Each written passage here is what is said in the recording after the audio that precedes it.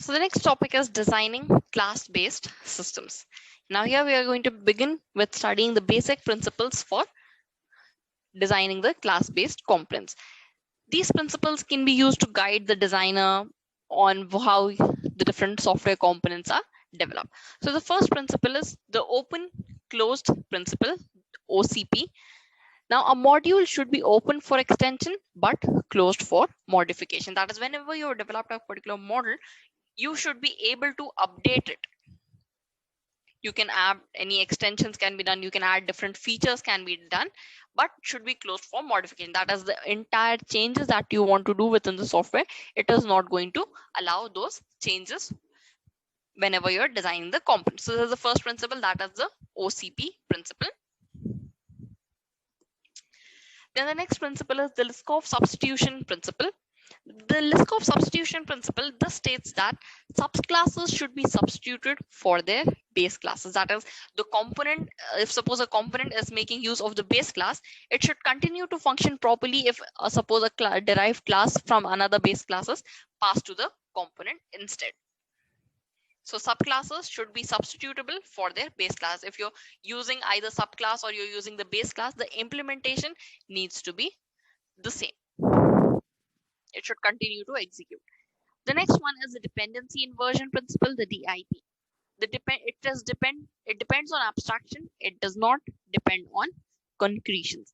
Now this means that the more a component becomes dependent on another component, it is very difficult to extend. If a component is dependent, that is, suppose you want to make changes within one component, this is the first component, but this first component is dependent on the other component, that is 2 and 3. So it becomes difficult for you to make changes within this particular component because it is dependent. As it is dependent, it is going to take data from another components. The next one is the interface segregation principle, the ISP. Many client-specific interfaces are better than one general-purpose interface. That is, the designer should create a interface that should be enough for all the different major category of clients. That is, if you're just using one flowchart to explain to the different end users, it is going to become difficult. So many client-specific interfaces are fine, just whereas using only one. So many is better than one. The next one is the release reuse equivalence principles, the REP. The granule of reuse is the granule of reuse is the granule of reuse. That is, the developer, whenever you design a component, that it should be reused. Whenever you're designing a system, keeping in mind that it should be reused. So this system, it should support all the older versions also. It should support the different older versions, whereas slowly the other customers, they can upgrade to the current version. So it should be able to support all the older versions until all the entities, they upgrade to the current versions, because when a particular technology is being launched, everyone do not upgrade at the same time. So it should be able to support the different older versions. Then the next one is the common closure principle, the CCP. Classes that change together belong together. Now whenever you're grouping different classes, whenever you're grouping the classes, now here you're going to group based upon their functions and behavior. So if suppose a class does not have same function or same behavior, they should not be grouped. Then the common reuse principle, the CRP. Classes that aren't reused together should not be grouped together. Again, same as the CCP, that is, if the different functions and behavior of the classes do not match as they are going to be reused, you're not going to group them because this is going to cause unnecessary testing or unnecessary integration needs to be implemented. To avoid all this unnecessary testing, you should avoid in the first place, to avoid grouping those different classes.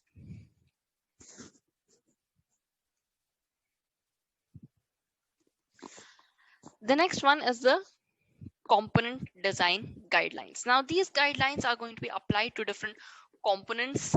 This can be applied to different components, interfaces, and different inheritances.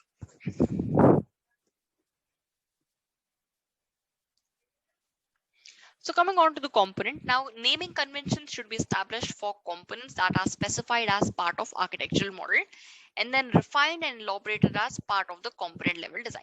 If we take an example of a database, now this database, it is going to be within the stereotype database so that you can identify the different databases that are going to serve the server class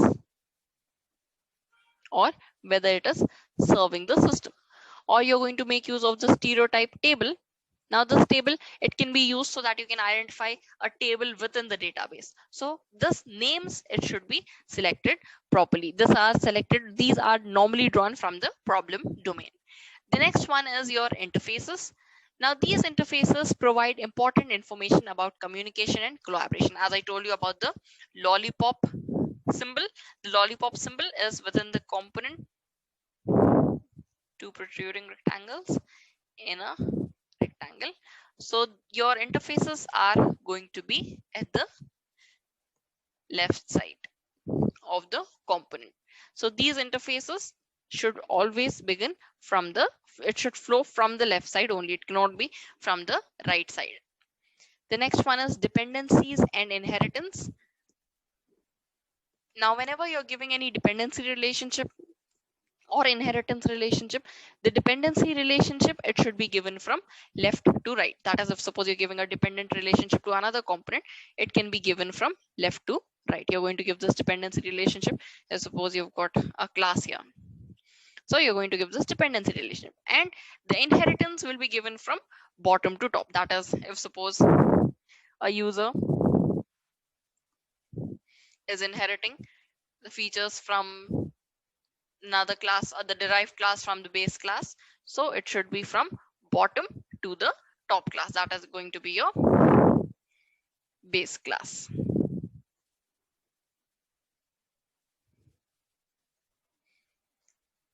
So these two need to be followed.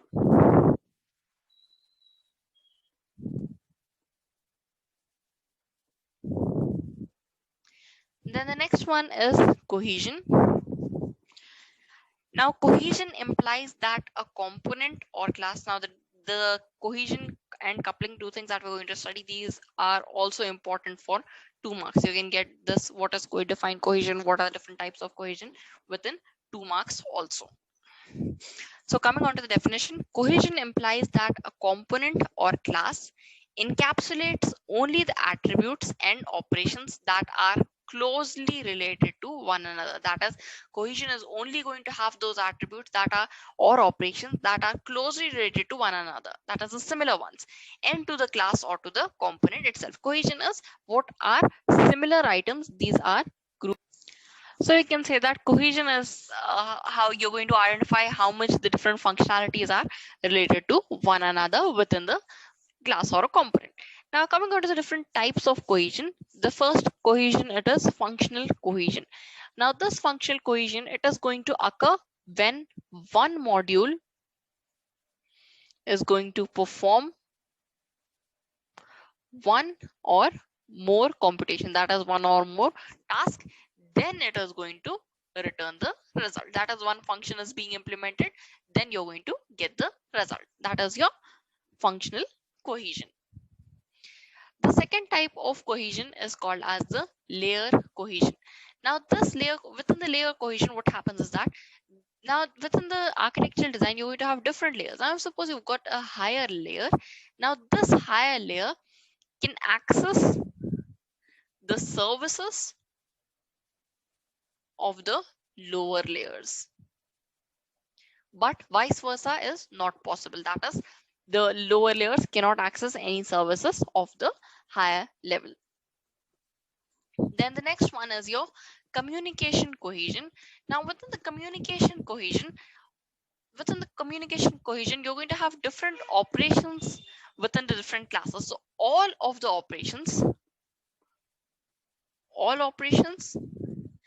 are going to access the same data that is defined within a class. That is, when you want to communicate, you want access to some specific data, all of the different operations, they are going to access that same data that is defined within that specific class. Now coming on to the next cohesion method. Now these last cohesions, these are called as your lower level cohesions. Now coming on to the first lower level cohesion technique. This lower level cohesion is called as your sequential cohesion. Now within the sequential cohesion, you're going to have different components or operations. So the components or the operations, these are grouped,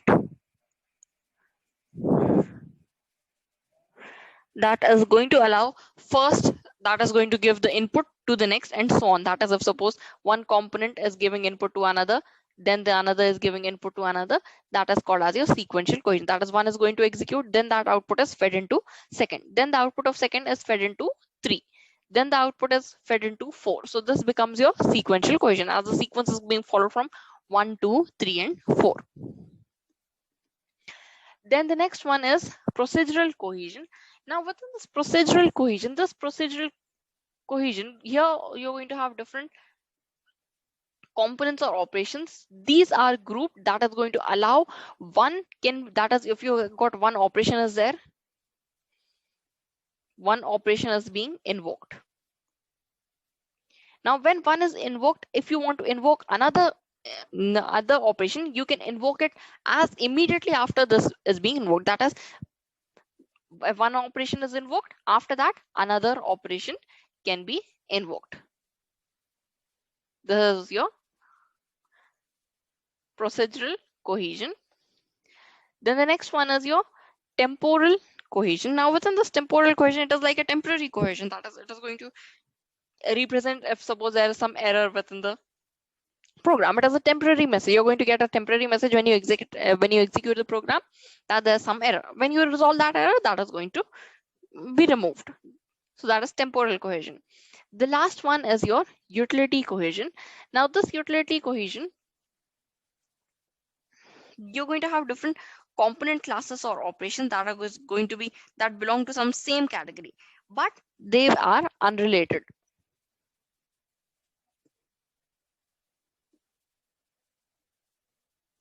That is, if you're grouping some specific classes under a specific category, they fall into one category. But if you check individually these different components and classes, they become unrelated. That is your utility cohesion.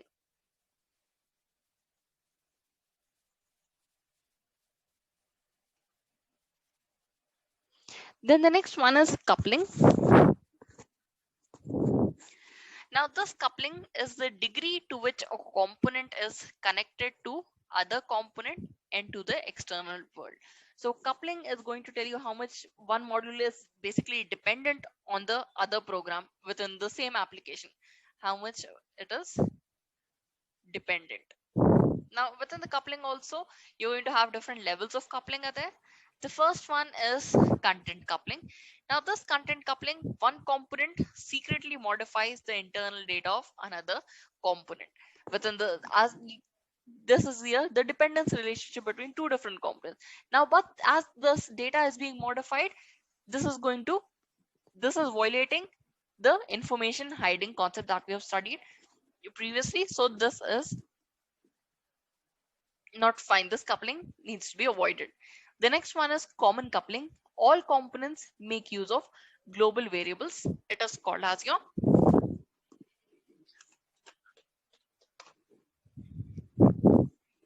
common coupling. Then the next one is control coupling.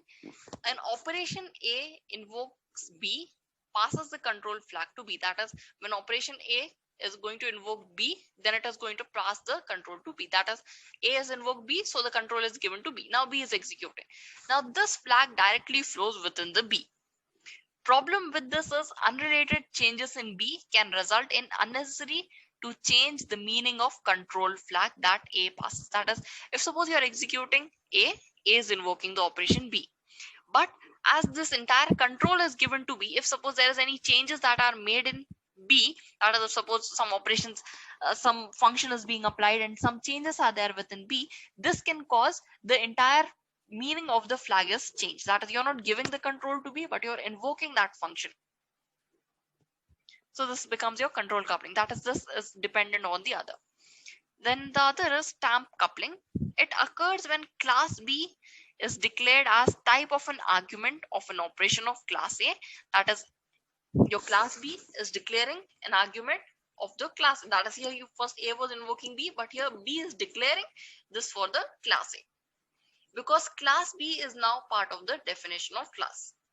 A modification, the system becomes more complex. Now that is, the stamp is being now within definition of A, you're defining B. Now as B has become the part of A, this has become one thing now. So if you want to make any changes, then this becomes difficult because A and B are part of the same thing now. The next one is inclusion or import. That is, a component A imports or includes a package or content of component B. If such thing is happening, then this becomes the inclusion or import coupling. Then the next is external coupling. This occurs when component communicates with the infrastructure. That is the structure of the component, the structure of the architecture. When this type of communication takes place, this becomes the external coupling.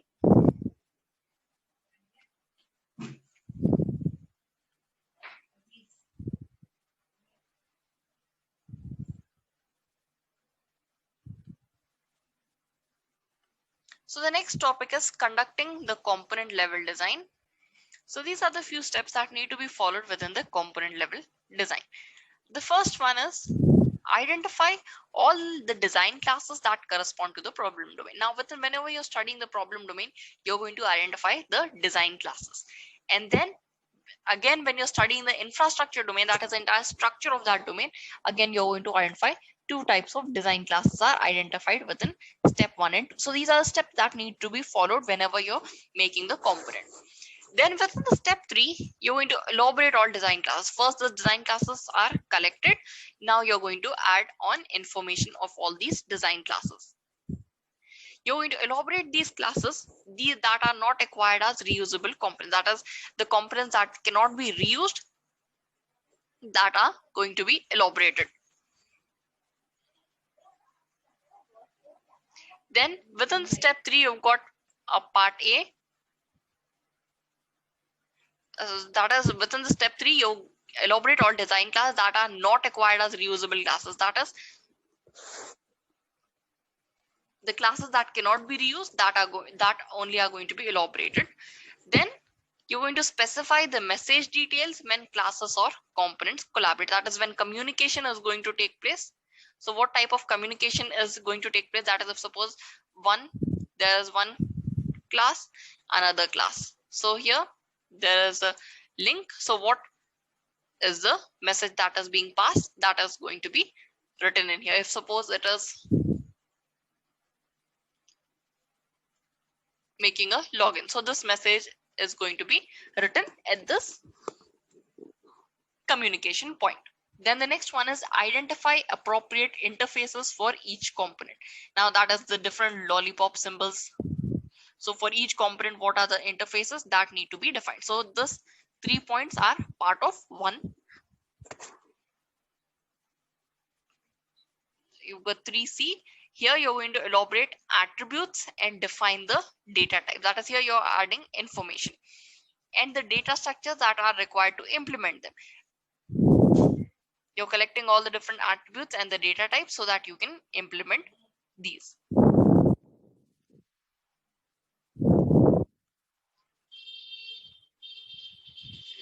Then in 3D, you're going to describe the processing flow. That is how data is going to be forwarded. Whether the 1 is going to pass control to 2, then 3.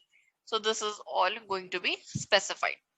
Then the step 4 is describe persistent data sources. Now these data sources are going to be your databases of files. That is, what files you're using that need to be identified, and identify the classes that will be required to manage them. That is, your database is not going to itself work. You're going to have different classes that is going to manage these databases, storing, retrieval, deletion of data. So you're going to define these classes also. Then step 5, develop and elaborate behavioral representations for class or component. That is for each class and each component. What is the behavior of the class? What is the behavior of the component? That needs to be identified. Then next one is elaborate the deployment diagram to produce additional implementation detail. Now the deployment diagram is going to tell you what are the different components, how they are going to be deployed, if any artifact is being used, that all information is there within the deployment diagram. So you're going to elaborate the deployment diagram, that is add more details to it, so that you get to know what are the different implementation details within the development of this component level design. Then the next step is factor every component level design representation and always consider alternatives.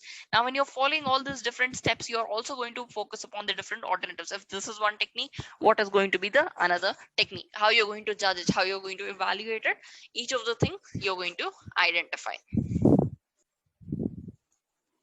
Now, the next topic is OCL, that is the object constrained language.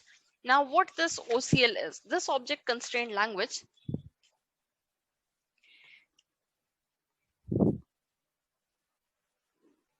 it is going to allow the software engineer to use formal grammar and syntax to construct unambiguous statements. Unambiguous statement means if suppose a statement is there, it should not have more than one meaning. It should have only one meaning only. So you're going to make use of grammar and syntax so that you develop unambiguous statement about the different design model. That is, if you're creating a design model, if the developer thinks it means one thing and the consumer thinks it is another thing, then it is going to have a major design problem. So you're going to make use of grammar and syntax so that you create these unambiguous statements for different design model element, that is for different classes, objects, event, messages, interfaces. That is OCL, similar to ALC. You've studied this. Now this OCL statements are constructed in 4 parts. That is, first one, a context that define a limited situation. That is, you're going to constrain a situation. Based upon that scenario, you're going to make the statement. Based upon that scenario only, the statement will be valid. Then the next one is a property that represents some characteristics of the context. That is, you're going to make one specific property, that is, which can be either security or it can be reusability. So that particular property, it is going to represent a characteristics of the context. That is what you want based upon that problem domain. Then the third one is an operation that manipulates some characteristics of the context. Now this is your context. You have identified your context. Now if there is an operation that is going to manipulate this context, you're also going to define that. An operation that manipulates some characteristics of this context, so that is also need to be defined. Then next point is keywords like if, then, else, or not, as in C. These are used to specify the different conditional statement. That is, if this happens, then this is going to happen, or else this is going to execute, or this is not going to execute. So next topic is designing conventional components.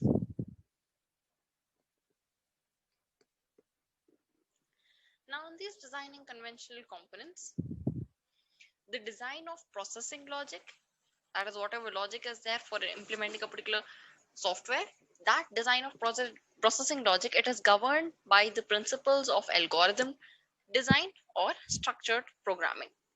Now this structured programming, it is a design technique that is going to construct a logic flow to 3 constructs. That is, sequence are there, conditions are there, repetitions are there. If you go back to this programming languages, you have studied sequences, conditions, repetitions, all of these are studied. So this is part of your structured programming. Now these structured constructs, they are going to help you to reduce the complexity of program. Instead, if suppose you're going to have a sequence or condition, repetition, if suppose there's a condition and a repetition is there, it is going to reduce the complexity just by giving a statement. By just giving the statement, it is going to reduce the complexity of that program. It reduces the complexity of program, and it also, as the complexity is reduced, it is going to enhance the readability, testability, and maintainability.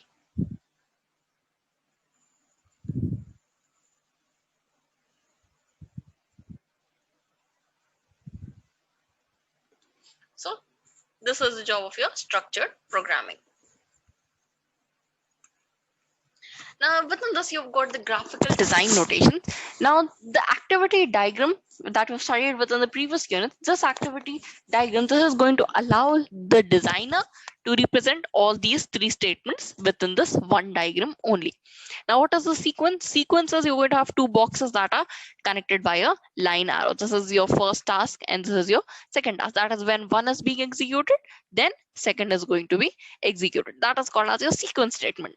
Then you've got the conditions, if then else logic, that is represented by the diamond symbol. If suppose there is a condition, if that condition is true, then it is going to execute the true part. If it is false, then it is going to execute the else part. So this is your if then else logic. Then at the end, you're going to have this end statement.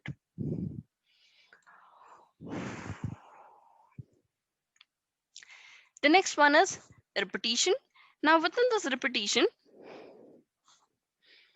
the first one is your do while statement. Now within this do while statement, here it is going to execute that particular statement. That condition is going to be executed until it is true.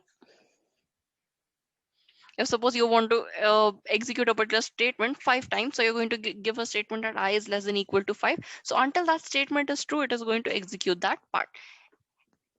When it becomes 6, when the count of I becomes 6, then it is going to not execute that particular statement. It is going to go to the next part of the statement.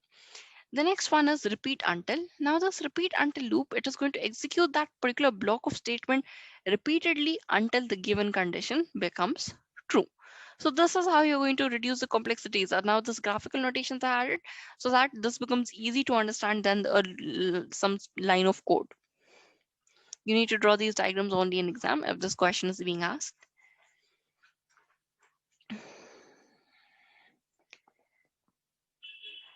Then the next one is the tabular design notation. Now these tabular design notations, these are used as decision tables. Now this decision tables translate actions and conditions. That is, here you can see this complete boxes are split into 4 halves. That is, you're going to have conditions, actions and rules. Now these rules are going to be same for conditions as well as actions. So this decision table is going to translate the actions and conditions into one tabular form. Now this decision table, this type is used when you're executing a complex set of conditions. At that time, you make use of this graph. Now let's see the conditions. Now, if we take an example within a shopping mall, you're going to have regular customers, silver customers are there, gold customers, you've got special discount customers. Then you've got some specific rules. Now these rules are basically some specific conditions. Now for regular customers, you can have some normal discount that are on every product. This can be applicable. Then for silver customers, you can have the 3 and 4. Now, if suppose there's a purchase of some specific amount, you can have some specific discounts. Then for gold customers, you can have some specific conditions that are going to be satisfied. Whereas for special discount, you can have some conditions that can apply for some specific product. Now, whenever you see there is a sale, or if suppose there's 50% sale, now this 50% sale is not applicable on all the products. They are applicable on only a few products. So this is going to have some false and some true. So based upon the conditions, now this complex set is you're going to have 4 types of customers are there. This is a bit complex to execute those rules for each of the customer. So you make this decision table. Now actions that are no discount is there, 8%, 15%, or some X% discount is applicable. That is being identified by making use of this tabular design notation. Now the next one is the program design language. Now this PDL language, this is like when how you write your syntaxes or your program. This program design language, it is taking the vocabulary of one language and implement it into the structure of another language. Now if you take the example is like if condition X, this is basically you're using English is being used and then you're implementing it into a program. That is if condition X, then process A, else process B. And if these are terms that are used within English, but these are used in terms of program. That is if there is a condition X, then this process A is going to be executed. Then if this condition is not satisfied, else the other condition will be executed. And if that is at the end, this is going to end. So this is your program design language. That's the end.